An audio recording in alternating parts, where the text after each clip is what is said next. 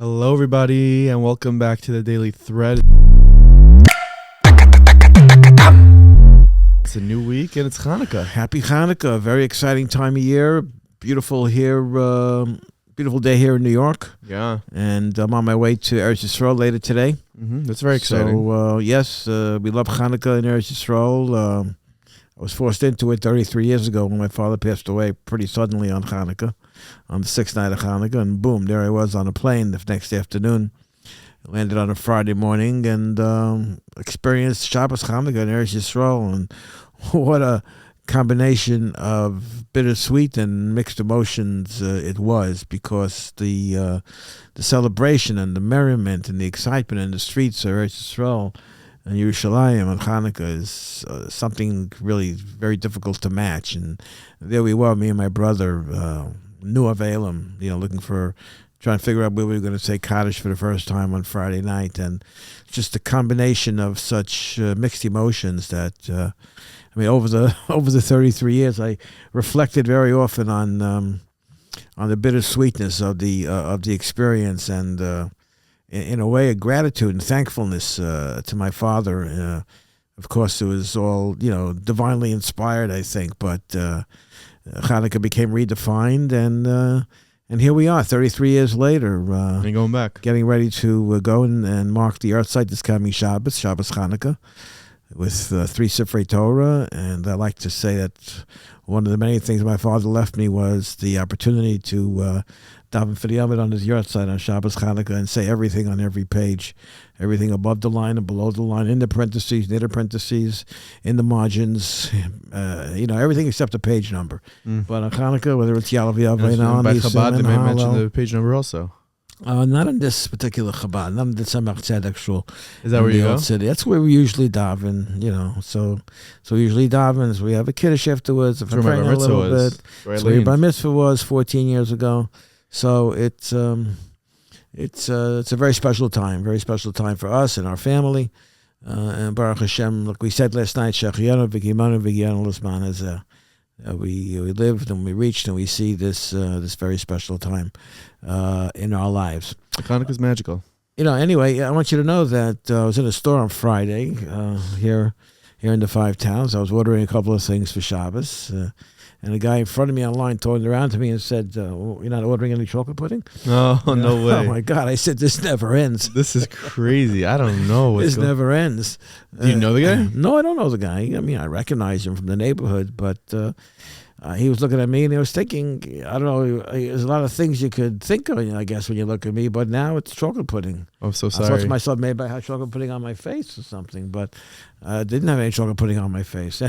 Anyway, we're in the midst of Hanukkah, and I want to ask you. You had mentioned that you had to go because your father went to be buried in Eretz Yisrael, and right. A lot of people are mixed on that.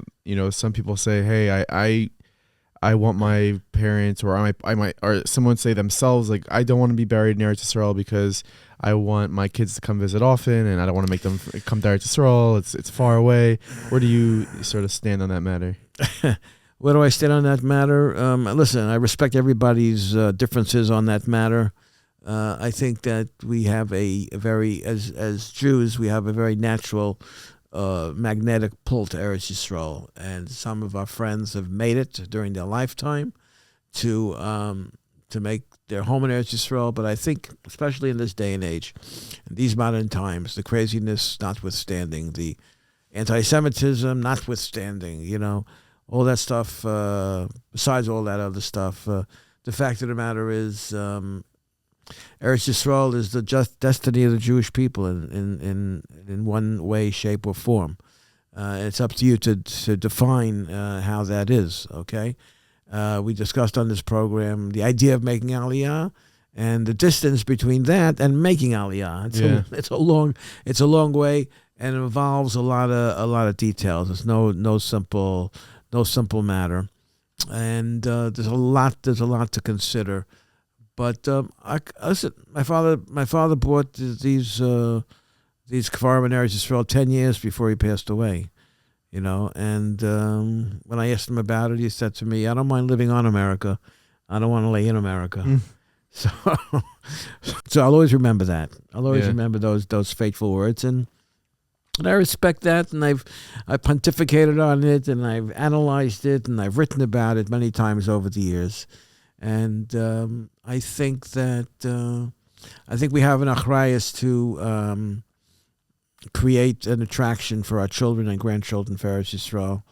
And it's very easy. It's very easy. Nowadays, it should be kefil. It should be I don't want to live in America and I don't want to lay in America. I want to live in Eretz Yisrael and I want to lay in Eretz Yisrael. But listen, life being what it is, it's busy what it is, with the pressures of jobs and families and education and so on and so forth. It's very easy to just watch the years go by and you're not having Eretz Yisrael on your agenda. 10 years can go by. I've met so many people. Though. I've met so many people who said to me, "Oh, I haven't been in Israel in 15 years." You know, including some of your kids. It's inexcusable today. How about you? It doesn't include you. I was there 3 years ago. Yeah, listen. I hope to go back. I think if you have the wherewithal, and you have the ability, and you have the desire, which I think is most important, you can, under conventional circumstances, the average person can make it to Eretz Yisrael at least once a year. Okay, I don't know. Maybe you think but that's a lot of things. That's a lot of things that need to check the box. Finances and babysitting and like it could take a family of 5 to Eretz Yisrael.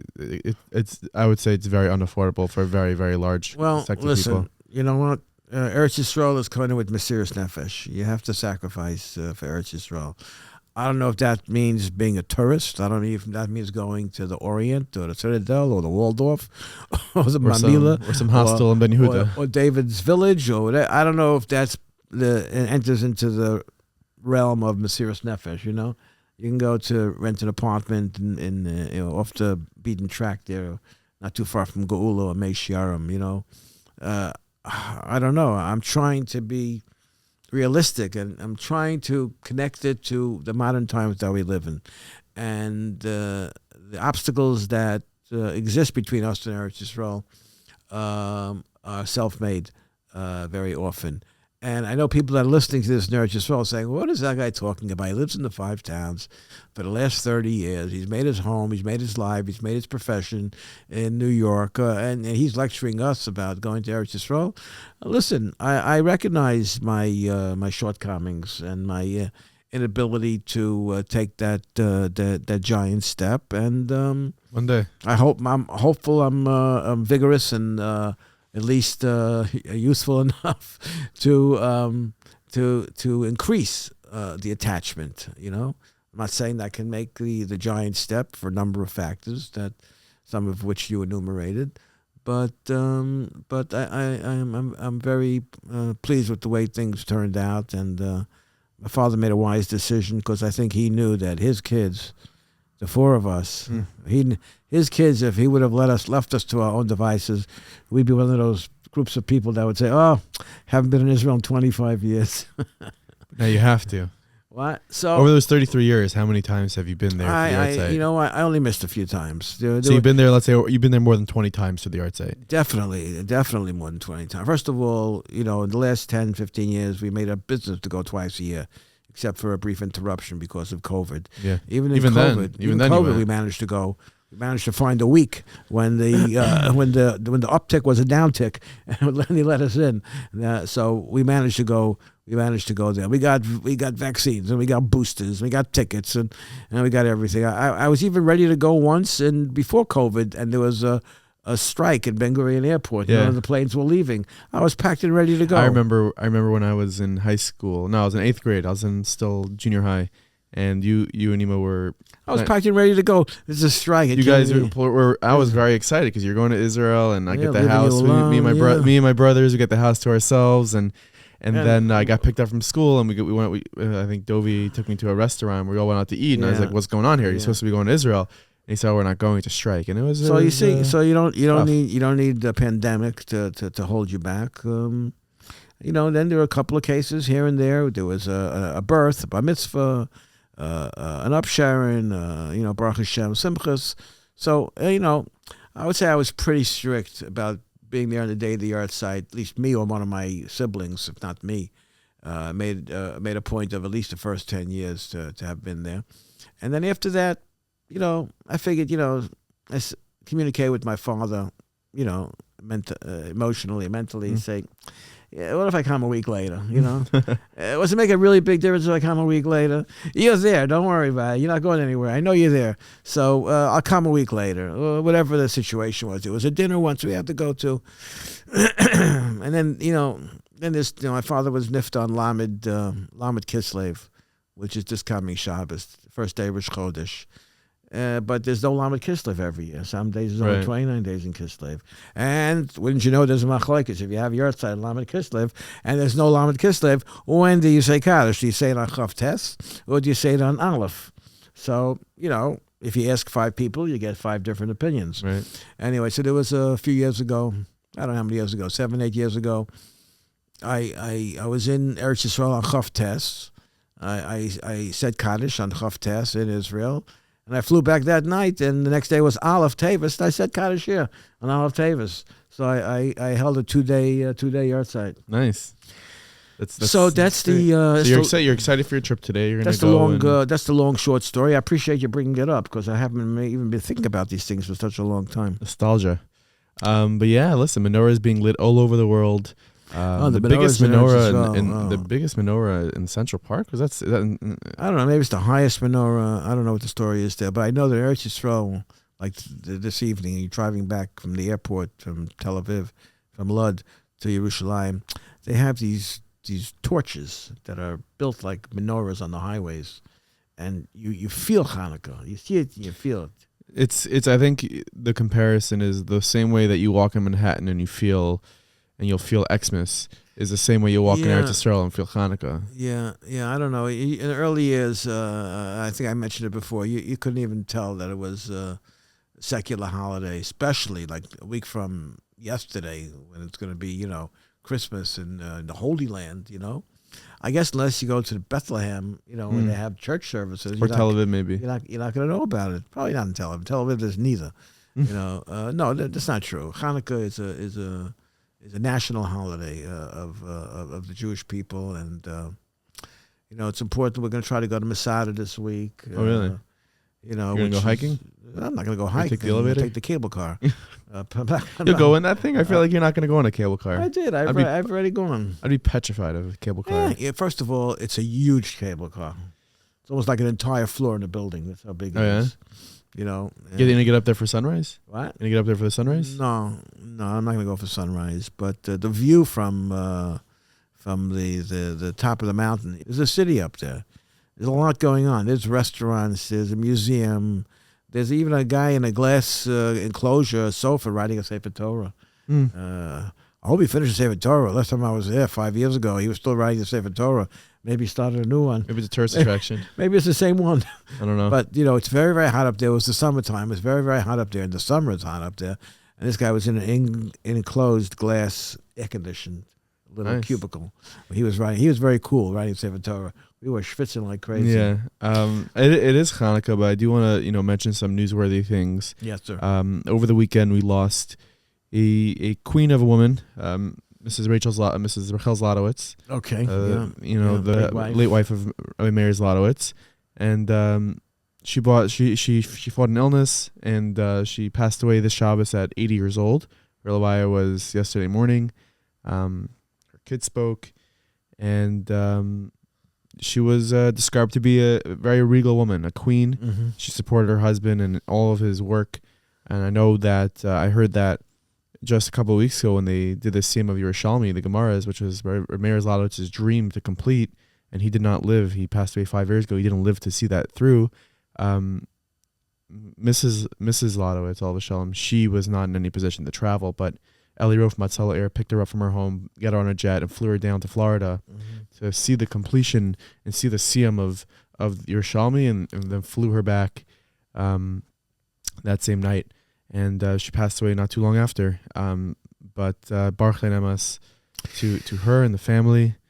Well, tomorrow on the way from the airport in Yetzer Hashem, we're going to stop in Beit Shemesh at the kvarim of my mother and my father, and also my father-in-law, Herschel Udell, is right nearby, and my brother-in-law, Shimon Official is also right nearby. A lot of people in Eretz Chaim.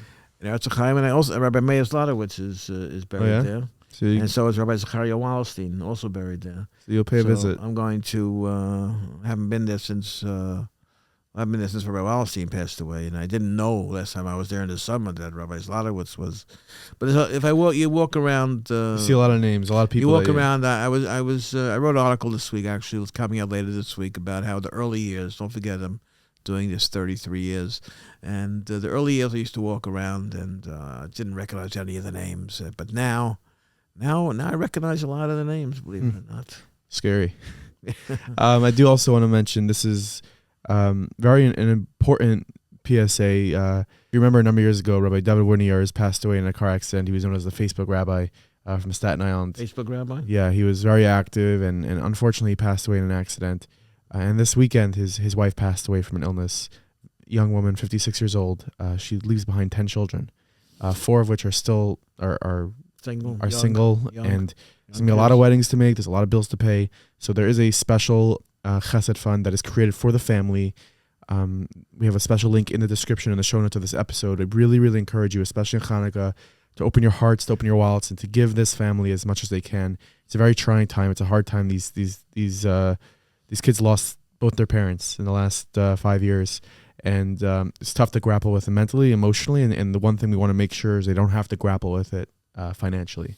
Well, listen, they're part of the family of Klal Yisrael, and one thing we know how to do is support people in their time of need, and it's natural for us to rise to the occasion. We don't have to contort ourselves or torture ourselves in order to help the next person out. It comes quite naturally. So go ahead and hit that link in the show notes in the description, and please help them out as much as you can.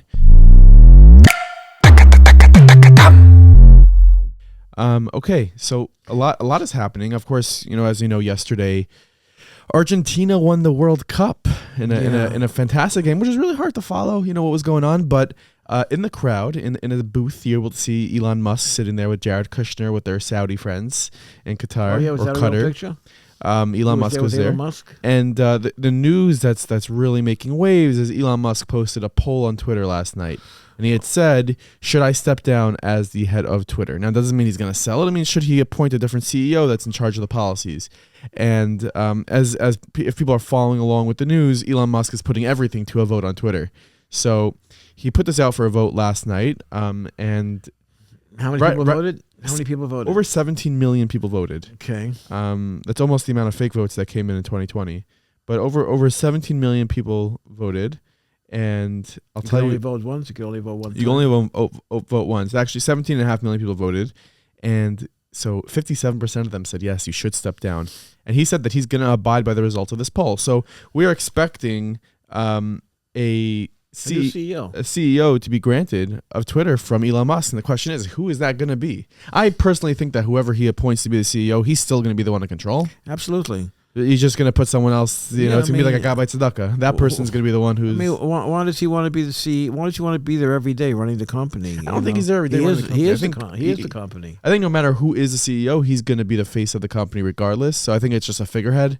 Who's going to be the CEO? I don't know. Like, who's he going to appoint? I was looking at the picture this morning of Elon Musk in Qatar. And with Jared Kushner. I thought maybe it's photoshopped. No, they're there. They were actually there. They're actually there. Can you imagine? Anyway, I want you to know I'm not a big World Cup fan, but it was the finals. France and Argentina. President Macron was there. I don't know who the president of Argentina is. I don't think they have a president. I think that's Brazil. They're in the middle of an election. Or they were in the middle of an election. But President Macron was there. Macron, yes, from France was there. Yes. Yeah. Anyway, so. I can't watch that. How long does it run? 100 minutes? What's? So it runs, I think, 90, but then there's extra time. Extra time is stoppage time. I don't understand it. I know it's very. It's like, to be honest, I don't know when the game is ending. Like it was very confusing. Also, there's no sudden. It's not sudden death overtime. It's if you score a goal, there's still time. So Argentina scored and then France scored. I don't think anybody understands what's going on. Yeah. But, in a basketball game, a football game starts with 15 minutes or 12 minutes, and it ticks down. Yeah. And you know how much time this ticks up. Here it ticks up. Yeah. They play 3 minutes. Okay, they play 3 minutes. And all of a sudden, you go out and you do something. You come back, and they're at 83 minutes. But the number one most popular sport in the world is soccer. Well, it's because there are 7 billion people in the world and 200 countries about, and most of them play soccer. The streets of Argentina, people are crying. You don't need. First of it's all, like a religion why do you there. think the whole world's playing soccer? You know, it's don't very know. inexpensive to play soccer. It's true. All you You need just is a need big round ball. That's all you need. It's true. No equipment. You don't need one of your nieces or nephews wanted to buy some hockey equipment the other day because they think they're a goalie. It costs $2,000 to buy the hockey pads. Hockey's a rich man's sport. I don't know what it is, but you want if you want to speculate why the whole world is so soccer crazy, all you need is a big round ball, not even that big, and you kick it around for 100 minutes, and you got a sport. Yeah, You don't have to wear a whole pair of pants even. You wear a pair of shorts. I hate to bring up this story because I know you're about to step onto a flight, but an Hawaiian Air flight that departed from Arizona, Phoenix going to Hawaii, Honolulu, yeah, experienced such severe turbulence. Yeah, well, that, you know, by that the there's way, 11 people hospitalized in serious condition. I read about it. Okay, Yeah, let me they hear. flew into a thunderstorm. Well, why'd they do that? Okay, well, that's a good question to ask the pilot. Why they fly into a thunderstorm? I guess they didn't think it was such a bad thunderstorm. I don't know. Like, that's crazy to hear. Turbulence, Yeah. 11 people serious condition. It's very unusual. They got banged up. I saw a video of it, and listen, it's an aberration. And like I said, they flew into a storm. I mean, I was once on a flight to Florida, and the pilot announced that there's a big storm coming down. And because it's such a big storm, he's asking the flight attendants to strap themselves in. Yeah, that's always fun to hear. And in the middle of the flight, they strapped themselves in. And guess what? Nothing happened. He flew around the storm. It was the smoothest flight I've ever been on. Really? You know, so I don't know. Especially these days, they have radar and they can tell what's going on. So I don't know the full story about what happened with that flight to Hawaii. I also want to bring up, and I don't know what you think about this, if this was on purpose or not. It's definitely not out of character of them. But the New York Times crossword puzzle the other day, it was shaped as a hidden, like a swastika. And I'll post a picture over here so people can see. If you're not watching, you can check it on YouTube if you want. You can Google it. Yeah. But it looked like a swastika. Do you think that's something that was purposeful? I don't know. I don't know. I don't know if they're that devious. The New York Times, they're capable of it.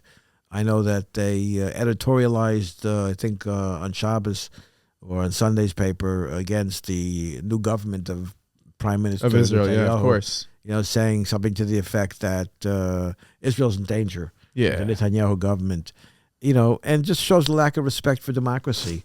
This is the only democratic country in the Middle East. Yeah. You know, they seem to be okay with Iran and you know, Saudi Arabia and Lebanon, all the countries that haven't had an election in decades. But the one country that's having an election that has actual elections, and they have repeated elections until they get it right. Yeah. That's the one that they're questioning the veracity. How And about the President integrity. Abbas, who's on his 15th term? 15th term of his 15th year of his 4th-year term. Yeah. Of his 4-year term. But listen, what I want to talk about, I want to talk about Hanukkah parties, okay? Because I think Sure. the word Hanukkah, if you did a word association game, what would you come up with? Hanukkah, Hanukkah menorah. What would you say? Hanukkah. I think the most natural two words that fit together is Hanukkah and party. No? Okay. Hanukkah menorah, party, yeah. Hanukkah dreidel, Hanukkah latkes, Hanukkah donuts, which is a whole other subject. So Hanukkah party, okay. Hanukkah party. Follow that So- train of thought. So there's a lot of Hanukkah parties yesterday and today. So one of them was held by Vice President Kamala Harris Oh, and Doug. and her husband, Doug Emhoff.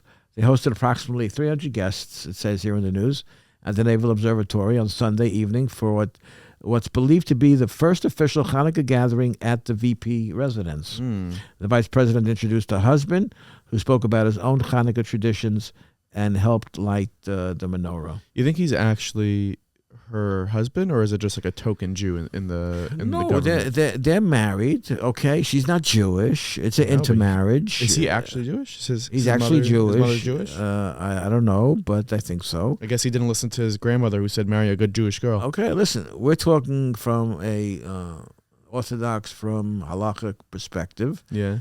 and we're talking about the American Jewish scene. The American Jewish scene, very high rate of intermarriage, unfortunately. We're not endorsing it. We're just reporting on it, okay? Certainly not endorsing it. I think the contrary. Emhoff discussed the recent rise in anti-Semitism and the White House efforts to combat it, including a meeting he hosted earlier this month with Jewish community leaders. Anyone who is not speaking up and speaking out and not taking action needs to be called out, said Emhoff. So he's doing his part. He's doing his part. So that was one. Tonight's the White House Hanukkah party. Oh. With Joe Biden. I was at a Hanukkah party in the White House a few years ago. Who was the president? When Trump was president. Okay. Shocker. It's an exciting place to be. You know, security is very tight. It was cold outside. What's his name took me into the press room, Jake Turks. Oh. Took me into the place where they have the news conferences every day, and it's unbelievably small. You know, it looks much bigger. People say that about the studio here, that they think it's bigger, and they walk in there it's quite small in here. Yeah. Anyway, so tonight's White House party is hosted by Joe Biden and First Lady Jill Biden. And the first family will debut the first menorah to be added to the White House Permanent Archives collection rather than using a menorah loaned to them from a Jewish community institution or museum. The menorah was created by the White House carpentry shop. So they have like a vocational school. They have a vocation shop in the White House, and they built a menorah. Didn't know that. I didn't know that either till now. And they built a menorah. So, elsewhere in Washington, congressional leaders are expected to release their and that's not nothing to do with Hanukkah. Okay, there's a lot of other stuff going on.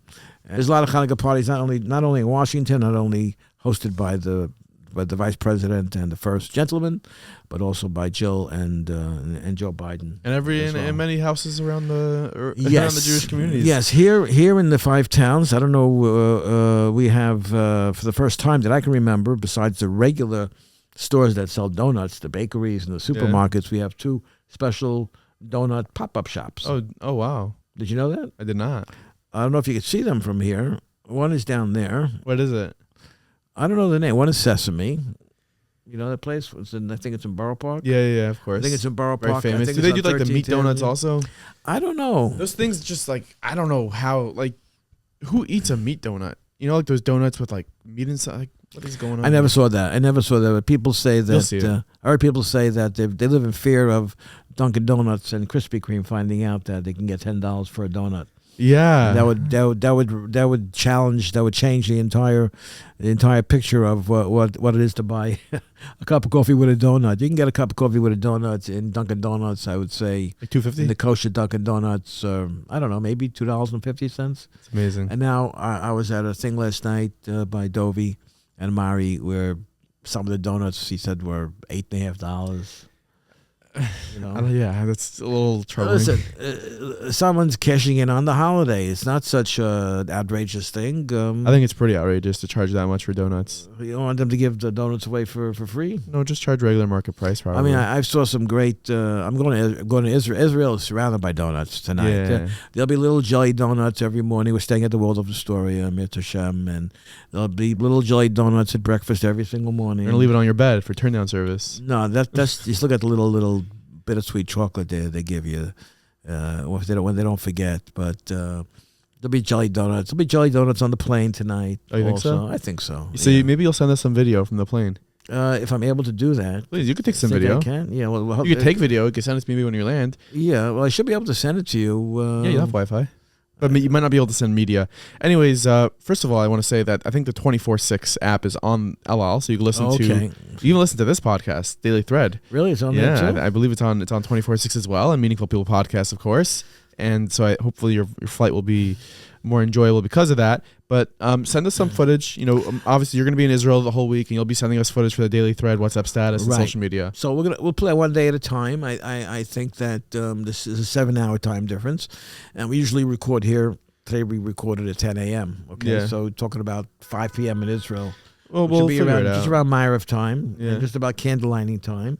So I don't know where I'm going to be lighting tomorrow. We could alter it. We could switch the schedule around. I'm going to try to. I'm going to try maybe daven Mincha Ma'ariv by. Well, actually, tomorrow I'll daven Mincha by Keva Rochel. That's my plan. So you'll send us some videos from there. Okay, and then in the evening I'll daven Ma'ariv by the Kotel, and then light probably in the lobby of the Waldorf. Very nice. Where they light. Okay, so that's our episode for today. Of course, follow us on our WhatsApp account because we have great news all throughout the day. Some news that aren't so great, but mostly great news all throughout the day that's posted there. And of course, my father's will be in Israel this week, and we're going to have updates constantly from his trip over there, video content, images, stories. The Daily Thread will be here for you. Even though my father's going to be 6,000 miles away, we're going to have content for you every single day. So make sure to subscribe. If you're watching on YouTube, subscribe. If you're listening on Apple or Spotify. And you might have more content than usual if I'll pop some things to you during the day. In the course of the day. I think so. I think that's what will happen. So anyways, wishing you all a Freilich and Hanukkah. Of course, just a reminder, Happy Hanukkah, do something nice, do something kind, open your heart and help out the Winiarz family. The link is in the description and the show notes of this episode. And we hope you all have a beautiful Hanukkah. See you tomorrow.